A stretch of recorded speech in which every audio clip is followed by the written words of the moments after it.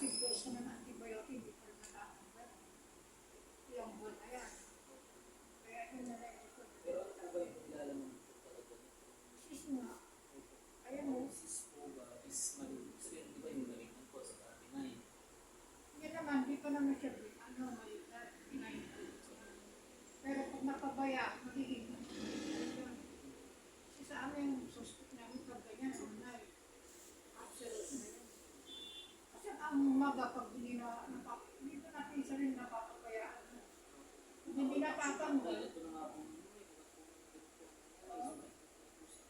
Kaya mo, pag napapabaya ng maga, magiging cancerous ka. Is na kung ganyan yun eh.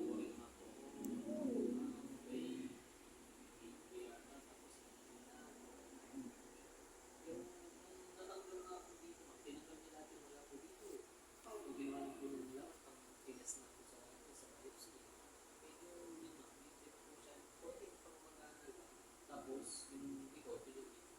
Nasa loob kasi. Tapos, may dalawang araw pa po ako magkaparang consume yung antibiotic na May 7 days na. may choose from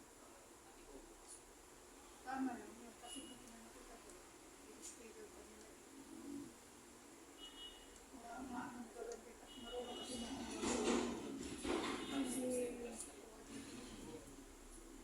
yun na lang para matapos yung problema. Hindi yung natanggal to, pabalik-balik lang. Oo. Hindi lang yung magiging malignan sa'yo. Ang sis na hindi natatanggal. Maging malignan. Buti nga, ano lang, extra thermal sa labas. Pag pumasok na sa buto, kaya yung patient ko na matanda, pinabayag yung mga, nandito na ang milablostoma na. yung imak po ganyan.